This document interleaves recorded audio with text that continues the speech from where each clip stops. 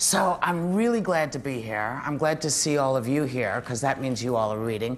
And everybody that's on the web, and all you teachers out there that are doing your thing, I'm just pleased to be here, because this is one of my favorite new books. I try to spend a lot of time in Scholastic to find out what you guys want to read and the things you're interested in, and then I find things that I want to read, and then I get interested, and then I forget all about everybody else. So it's really good times here. But I loved this series, The 39 Clues, because I thought, where else can you go to get adventure and playing cards? Let me tell you about Gordon Korman. He's been writing books for kids and young adults for over 30 years. All told, that's probably about 60 books with over 14 million copies in print, including Swindle, the Kidnap series, and most recently, the Juvie 3. And tomorrow, add one false note to that impressive list. Now, I would like you to give Gordon a really huge welcome. Gordon, come on out here.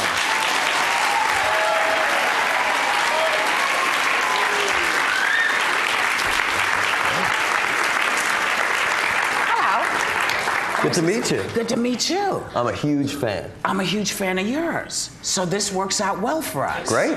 Yes. So now, the whole multimedia concept is kind of new and very, very cool. And all those eager readers out there who yet haven't started yet to go on this adventure, can you tell us, who are the Cahills and what are the 39 Clues? Okay, well, the Cahills are the most powerful family in the world. Right. You may not know this, but some of the most influential figures in all of history were of Cahill descent. I mean, we're talking Mozart, Ben Franklin, wow, Marie Curie, even Michael Phelps. So the source of the Cahills family's power right is the most carefully guarded secret of the last 500 years. And the only way to unlock that secret is by putting together 39 clues, and they are hidden all around the world in some of the most dangerous locations on Earth. The reader actually becomes a part of the series by going on his or her own hunt for the 39 clues. So you mentioned that the cards come with the books. What are the cards for? Okay, well, that's another huge part of the whole 39 Clues thing. Every book comes with 6 collectible cards, and you can buy card packs on top of that. And the cards have the secret information that you need to help you on your search for the 39 clues. Some of the cards have little puzzles that will unlock codes that will help you. And some cards, even if you add them to your online card collection, they will unlock actual clues. So those are really important. And what about the new tabletop card game, Double Cross? What is that? Right, well, that's another thing that you can do with the cards that you already have. And it's a great game where you kind of send your card agents out on secret missions and spy on other Cahills. There's a lot of sabotaging the competition, which is so 39 Clues. And what it is, it's just a competition to be the first to get to 39 points. And that's what I love about this series, is that it isn't just books. It isn't just cards. It isn't just an online game. It's a whole world. Now, I know that you're not going to give a lot of information, but I am curious, who is the man in black? What is his story? You just tried to trip me up with that one, just right? I just thought I would slide it in there, but who is he? Well, I can't give you the true identity of the man in black. It would be dangerous for both of us. Not to mention, hundreds of thousands of kids who are watching now. Well, here's what I want to know. Is the man in black in this room anywhere? Phew. Unfortunately, I can't tell you who the man in black is. Okay. But I can say this, okay? He is one of the central mysteries of the whole 39 Clues series. And tomorrow, when One False Note is out, if you read super carefully, you will find a couple of key hints about him. One False Note centers on one of the most talented musicians in the history of all time, W.A.M., Wolfgang Amadeus Mozart. What were the things that surprised you about Mozart while you were writing the book? Well, I mean, I guess the most famous fact about Mozart was he was the greatest musical prodigy of all time. I mean, we all know he composed symphonies at 11 or 12, but it goes beyond that. Like, he, at 3 years old, this toddler, sort of fiddling around with his dad's harpsichord, he said he was looking for notes that like each other, right? So here was this practically a baby who was really understanding the beginnings of composing without even really understanding the language well enough to express himself completely. But just because he was a genius, that doesn't mean he's particularly a serious guy. Like, he actually had kind of a silly sense of humor. Yes, very He loved silly. bathroom jokes. Yes, like me. Well, yeah, I think he would have loved your big book of manners. Great. Yeah, absolutely. Exactly. Another thing about Mozart that really struck me, do you know he died broke?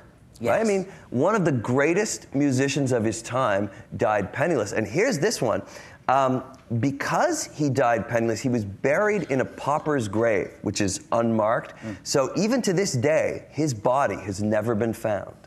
And he had a sister who was also a musician. Now, what happened with her? Okay, well, Maria Anna Mozart, Nannerl was what she was called. Her story is that she was every bit as talented as Mozart. But, you know, 18th century, I mean, girls were not encouraged to develop their talents. So we never know what Nannerl's contribution to music might have been if she had been encouraged. That was really cool for me, since I'm writing about a brother and a sister. So it was really nice for me to have Amy and Dan sort of look back at their cousins, the Mozart siblings, and sort of see a little bit of themselves in that situation. Now, come on.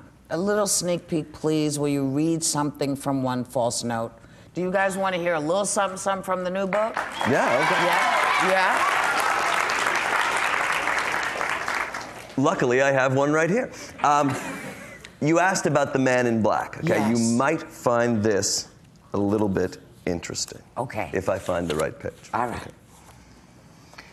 Amy felt a creepy unease as she stepped inside the mountain, as if they were being swallowed by something ancient and immutable, an immense silent creature as old as the earth itself. Amy and Dan exchanged a look of pure dread. The Paris catacombs had been lined with human bones, grotesque skulls leering from all directions. This may have been lower on the ick scale, but the sense of leaving the familiar for the freakish and threatening was even greater here. The tunnel was clammy and easily 20 degrees colder than the outside. Dan reached down and felt the familiar shape of his inhaler. This had to be the worst spot on earth for his asthma to flare up.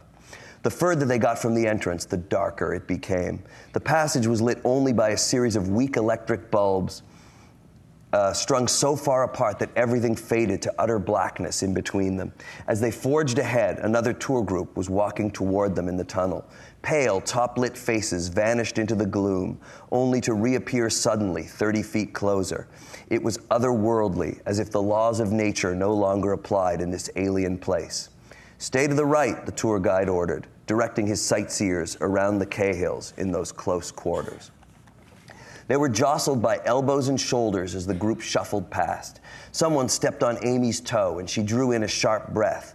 Or maybe her gasp was a reaction to the man she saw in the halo of the naked bulb. He was old, older than Uncle Alistair, probably in his late 60s, with weathered, cratered skin. His clothing was all black, so his head appeared to be suspended in midair.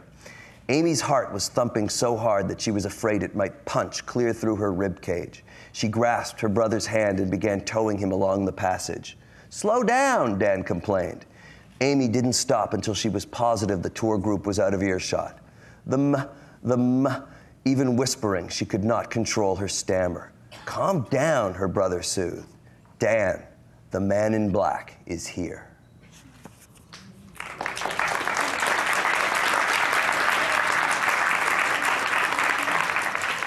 Before we close, I have one last question.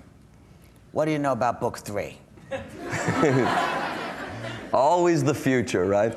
Well, I can tell you that the hunt becomes even crazier for Amy and Dan. I mean, more Well, hold clues. it. Gordon, just a minute.